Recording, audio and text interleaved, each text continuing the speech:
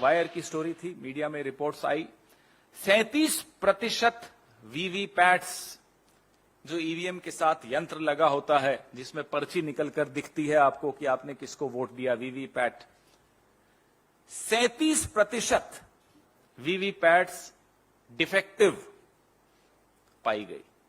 2018 में खरीदी गई ये वीवीपैट्स, अलग अलग सोर्सेज से खरीदी गई थी, ईसीआईएल हैदराबाद, बीईएल बैंगलोर और बीईएल पंचकुला। 2018 में खरीदी गई इन वीवीपैट्स का उपयोग न केवल 2019 के लोकसभा चुनाव में हुआ, लेकिन उसके बाद के तमाम चुनावों में भी इन्हीं वीवीपैट्स का उपयोग हुआ। ये वीवीपैट जब आई थी, मुझे याद है यूपीए का शासन था और हर राज्य ने अपनी तरफ से कुछ प्रतिनिधि भेजे थे। जब उनका डिस्प्ले हुआ था, टेस्ट हुआ था, दिल्ली की तरफ से मैं गया था कुछ और साथियों के साथ। वीवीपैट्स के लाने के पीछे मकसद यह था कि लोगों का ईवीएम पर और चुनावी प्रक्रिया पर भरोसा और मजबूत बने। उनको कोई संशय नहीं रह जाए कि अगर मैंने हाथ पे बटन दबाया है तो वो वोट हाथ पर ही गया है या नहीं, या किसी और पार्टी पर बटन दबाया है तो उसी को जा रहा है या नहीं। ये भरोसा उसका मजबूती से उसको मिले वोटर को, इसलिए वीवीपैट लाई गई। अब जो ये 37% वीवीपैट्स हैं, 17,50,000 वीवीपैट्स में से 6.5 लाख, 1/3 से ज्यादा वीवीपैट्स खराब पाई गई। सोचिए कितना गंभीर ये मसला है। 2021 में चुनाव आयोग ने, ये चुनाव आयोग की चिट्ठी है जनवरी 2022 की, जो चुनाव आयोग ने इन तीनों कंपनीज जिनका मैंने नाम लिया उनको लिखी है कि ये वीवीपैट्स डिफेक्टिव हैं। 4 लाख वीवीपैट्स हैदराबाद ईसीआईएल की खराब निकली, 1,85,000 बीईएल बैंगलोर की खराब निकली और 68,500 बीईएल पंचकुला की वीवीपैट्स खराब निकली। तो ये जो शंका की जो आग है ना, ये चिंगारी ऐसे ही नहीं शुरू हुई। जो लोगों के मन में ये संशय आया, ये कोई मीडिया ने संशय पैदा किया हो या किसी विपक्षी दल ने पैदा किया हो, ऐसा नहीं होता। एक ही सीरीज के सीरियल नंबर वाली हजारों मशीनों का खराब पाया जाना, तकनीकी खराबी बताते हुए, तो निर्धारित एसओपी होता है, स्टैंडर्ड ऑपरेटिंग प्रोसीजर होता है। क्या है वो एसओपी? कि आप तमाम राजनीतिक दलों को बुलाएंगे, उन्हें आप विश्वास में लेंगे, उनसे आप क्या तकनीकी डिफेक्ट है वो साझा करेंगे और आप क्या कदम उठा रहे हैं वो साझा करेंगे। ये सब नहीं फॉलो किया गया, इसका अनुसरण नहीं किया गया।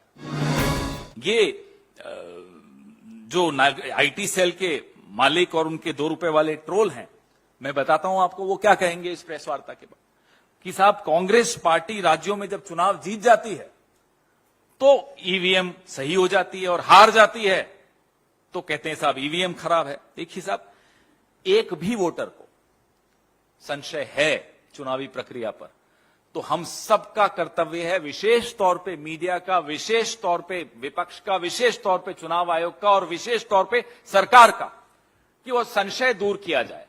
मदर ऑफ डेमोक्रेसी हैं आप। मदर ऑफ डेमोक्रेसी में लोकतंत्र की सबसे महत्वपूर्ण प्रक्रिया जिसको चुनाव कहते हैं, अगर उस पर किसी को संशय हो जाए तो मदर तो रूठ ही जाएंगी, नाराज ही हो जाएंगी, मदर ऑफ डेमोक्रेसी का स्वास्थ्य भी खराब हो जाएगा। तो मदर ऑफ डेमोक्रेसी सिर्फ कहने में अच्छा लगता है, उसके लिए कुछ करना भी पड़ता है।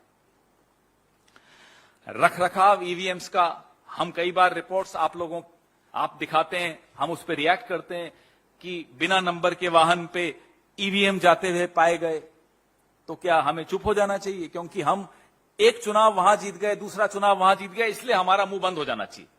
हम चुनाव जीतें या हारें, लोगों का विश्वास चुनाव से टूटे नहीं, उस पर से हिले नहीं, ये हमारा सबका दायित्व है, सामूहिक दायित्व है। भाजपा के ही एक अन्य वरिष्ठ नेता, 4 राज्यों के राज्यपाल रहे हुए सत्यपाल मलिक जी ने क्या कहा था आपको?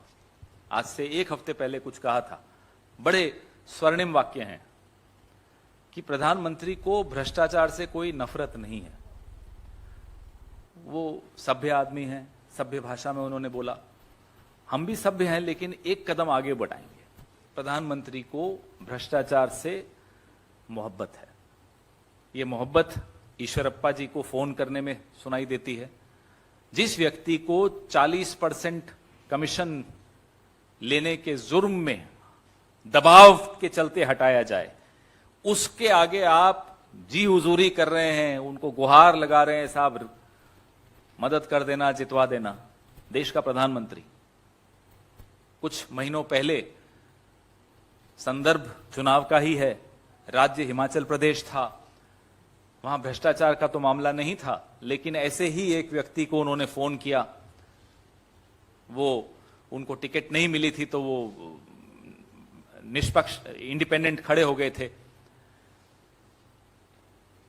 उन्होंने प्रधानमंत्री की बात को माना भी नहीं। बड़ा अटपटा सा लग रहा था कि देश का प्रधानमंत्री, दूसरा टर्म का प्रधानमंत्री, इस तरह से हुज्जत कर रहा हो अपनी ही पार्टी के एक वर्कर के सामने, और वो नहीं मान रहा हो। देखिए साहब,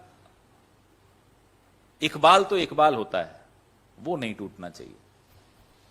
पद प्रधानमंत्री का, और वो भी भारत जैसे देश के प्रधानमंत्री का, इस पद का एक इकबाल होना चाहिए। उस इकबाल को स्वयं प्रधानमंत्री ही खत्म कर रहे हैं। ये आज दूसरी बार देखने को मिल रहा है, और भी कई उदाहरण है, लेकिन चुनाव के संदर्भ में अगर हम बात करें, एक भ्रष्ट व्यक्ति को के आगे आप गिड़गिड़ा रहे हो कि भाई जितवा दीजिए। 40% सरकारा, ऐसे ही थोड़े स्लोगन बना, इन्हीं लोगों की वजह से बना ये नारा। 40% सरकारा का जो तमगा मिला था भारतीय जनता पार्टी की सरकार को कर्नाटका में, वो इसी तरह के लोगों की वजह से नहीं, इन्हीं की वजह से मिला था। और आज प्रधानमंत्री उनके सामने गिड़गिड़ा रहे हैं। सोचिए क्या स्थिति है, और सोचिए भ्रष्टाचार से कितनी मोहब्बत है साहब।